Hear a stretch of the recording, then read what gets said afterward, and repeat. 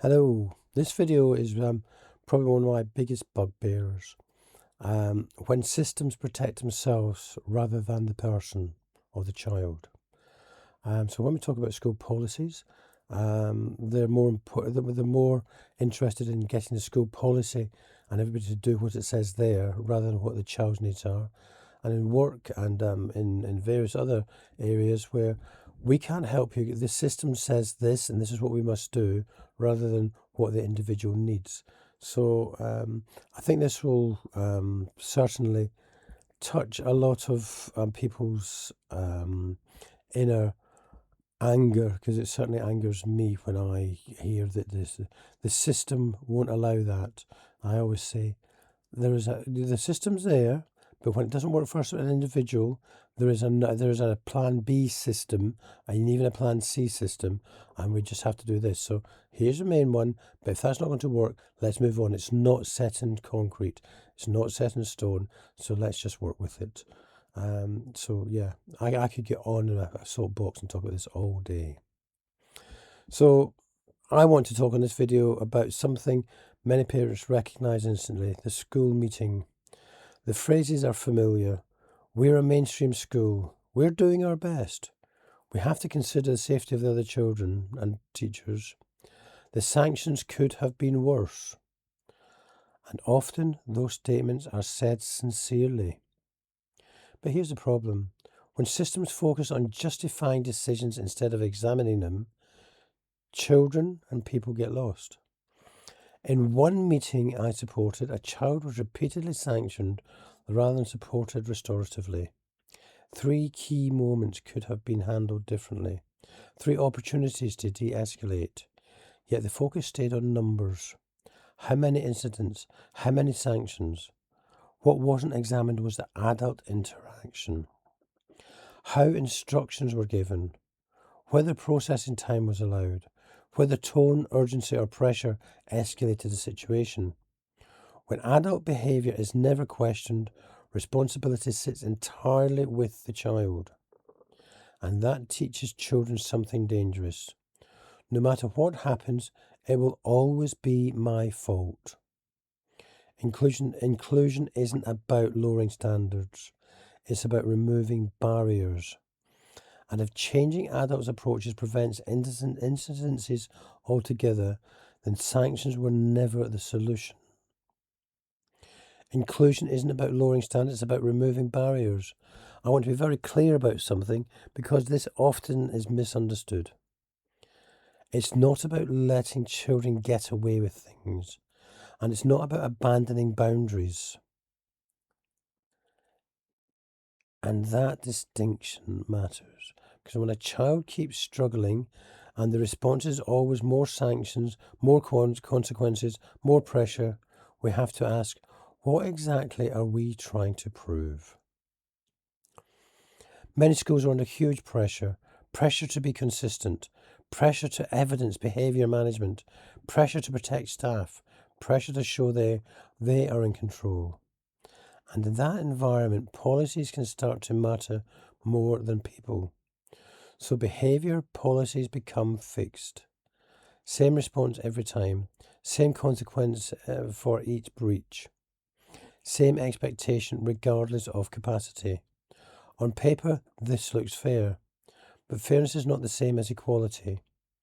When schools focus primarily on students meeting their policy, rather than the policy meeting the students, inclusion quietly disappears.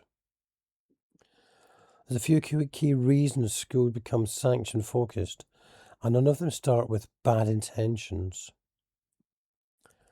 So, sanctions are visible and measurable. Detentions can be logged, suspensions can be counted, incidences can be tracked. Adaptations, understanding, relationship building are much harder to evidence. So systems lean toward what can be measured, even if it doesn't work. Policies protect the institution. Policies provide protection. We followed procedure. We were consistent. We applied the rules. But consistency without context can be cruelty. When policy is followed at the expense of understanding, it protects the system, not the child. It's much easier to say the child didn't follow the instruction than to ask, was instruction accessible? Was processing time allowed? Was the timing appropriate? Did tone escalate the situation? And was the child regulated enough to respond? Examining the adult practice feels uncomfortable, so often doesn't happen. Here's the uncomfortable truth. Many behaviour policies are built around compliance, not capacity. They assume the child can respond immediately. The child can regulate themselves on demand. The child can communicate under pressure. And the child can prioritise rules over nervous system safety. But for many neurodivergent children and many traumatised children, that simply isn't true. So the child is sanctioned not for refusing to behave, but for being unable to behave in that moment. And that's a very, very different thing. This is the part that really matters. If changing how an instruction is given, when it is given, the tone used, the time allowed, and the pressure applied prevents the incident altogether, then the sanction was never inevitable. It was avoidable, which means the issue wasn't bad behaviour, it was unmet needs. And once we accept that, the focus has to change. Some schools worry about that adaptation for one child undermines authority, sets a precedent, feels unfair to others. But inclusion isn't about treating everyone the same. It's about giving everyone what they need to succeed. Ramps don't lower standards for wheelchair users. Glasses don't lower standards for people with poor eyesight. And adapting communication, timing, or approach doesn't lower behavioural expectation. It makes them achievable. So accountability isn't, you broke the rule, now you're punished.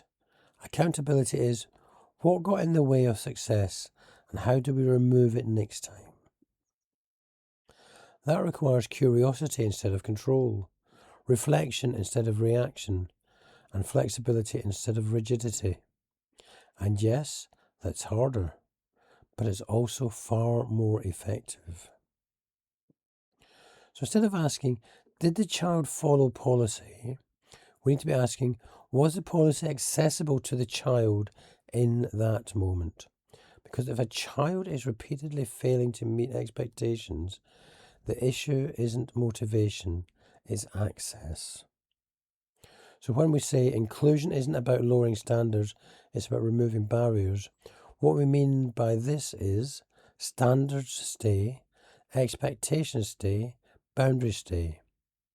But the approach changes.